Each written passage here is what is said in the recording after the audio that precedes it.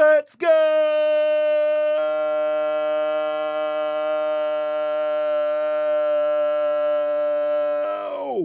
First and foremost, shout out to the Detroit Lions because that was one hell of a game. You could argue that could be in the conversation for some of those better games of the year. I don't think it was quite Thursday night football that we saw between the Rams and the Seahawks, but one way or another, that was our best game, offensively at least, of the whole year. We nearly got 500 yards of total offense.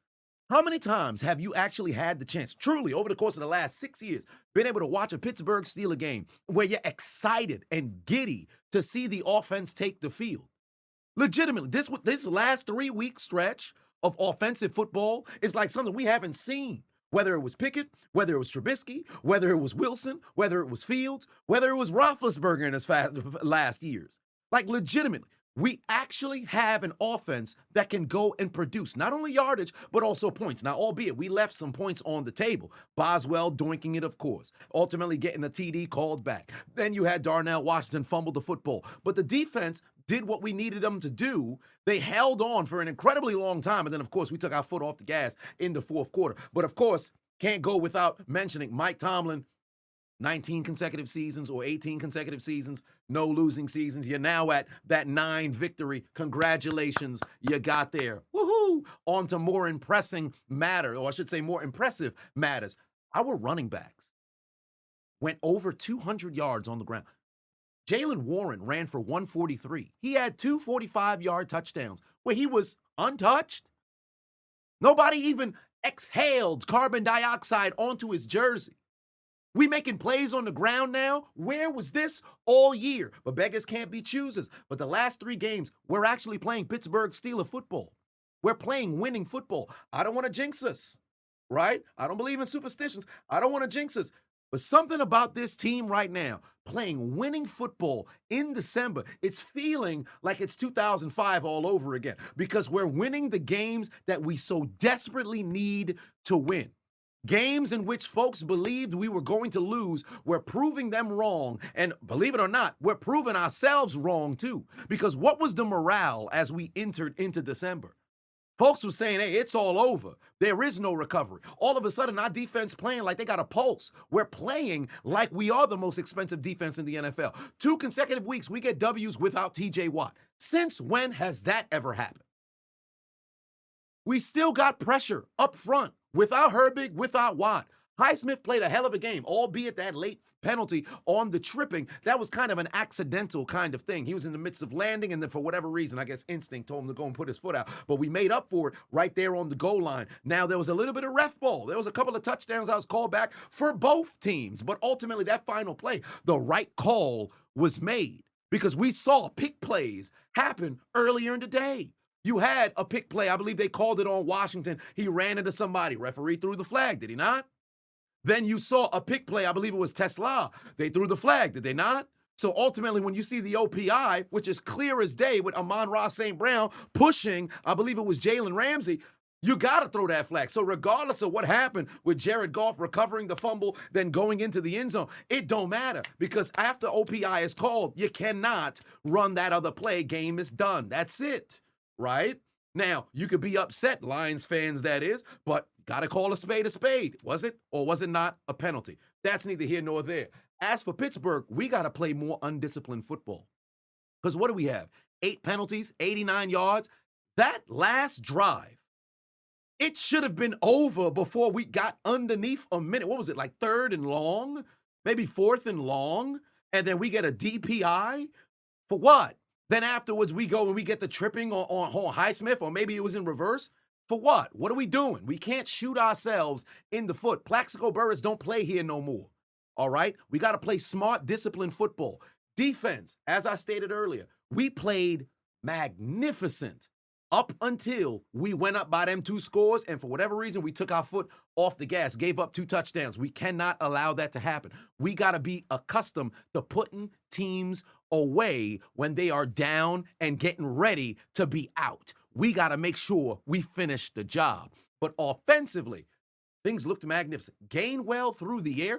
I don't know what happened in the conversation midway through the season in the offensive locker room or in meetings. but Gainwell truly is our number 2 receiver. Not just statistically there, but truly, he's our number 2 receiver.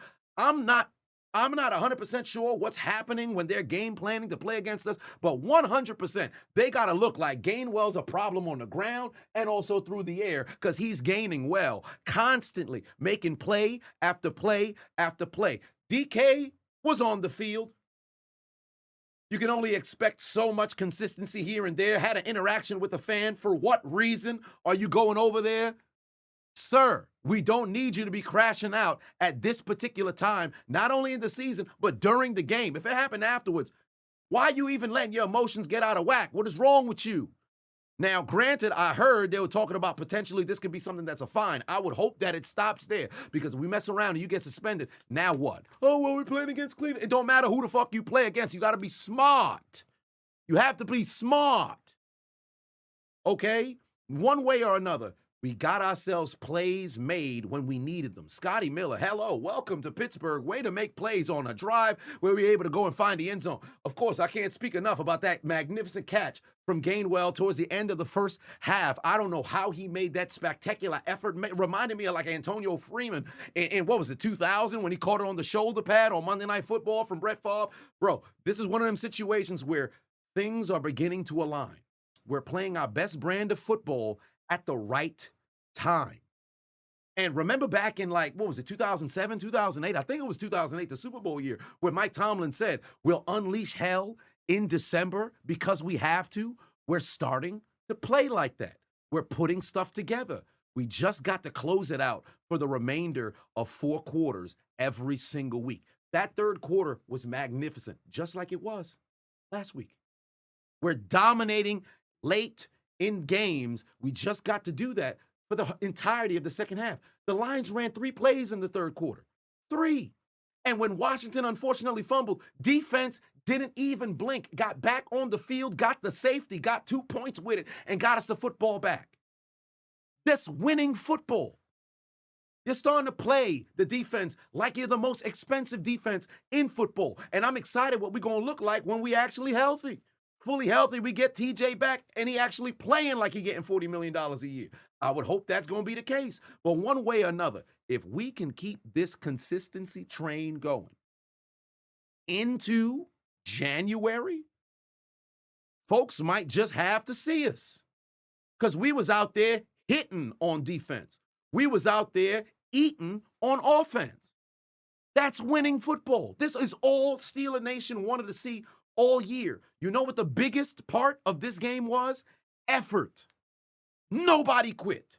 Even when the Lions started to make their late surge, and albeit I can extend a little bit of grace from towards the defense because they played a hell of a game. And then remember, the Lions is still an incredibly high-powered offense. Them guys is getting paid too. It's not as if they're going to lay down and die. They fighting for their playoff lives as well. But nobody gave up. Nobody gave in. They stayed in the fight. After that final drive, when Boswell unfortunately doinked it off the upright looking like Cody Parkey, and the Lions started to get some calls in their favor, they started to march down the field. We've seen some Steeler teams of old, like, oh, well, that's pretty much it. We about to get walked down. And guys moping on the sideline, guys moping on the field. Everybody's head is down, feeling like the inevitable is a loss. We ain't quit. We kept fighting. And that's the spirit that we've been wanting to see so desperately all year long. Let's keep this train rolling. Next week, we've got Cleveland. After that, we got Baltimore. And guess what? I don't know what's happening with Baltimore later tonight between them and the New England Patriots. But if they mess around, they take an L. We get a W next week. We've already wrapped up that division.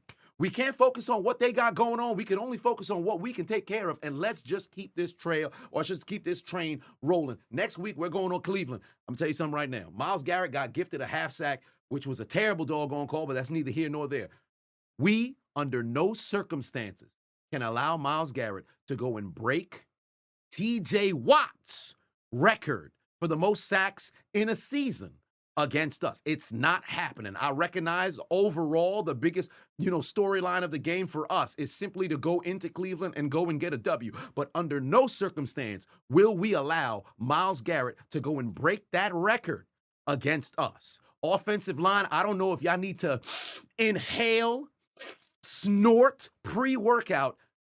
every single snap of the practice simulations all week up until game day. We cannot allow Aaron to be taken down by 95 or any defender for that matter. We've got to go and impose our will in Cleveland and walk into Acrisure Stadium, Week 18, winners of 4 in a row, waiting to see what the situation and stakes will be against Baltimore, but prepared to stomp them out as well. It's nothing but AFC North football from here on out. So you know what that calls for. Smash mouth football on offense, hard-nosed defense on defense, and playing the Pittsburgh Steelers way. When we talk about the standard is the standard, the last 3 weeks, we played like that actually meant something. Let's keep this train rolling. Let's keep the consistency going, and let's play like Pittsburgh Steelers. Everybody get your hands up in here. Steelers on 3, win on 6. 1, 2, 3, Steelers. 4, 5, 6, win. Let's go, baby. Let's fucking go. That's how you play like a damn Steeler.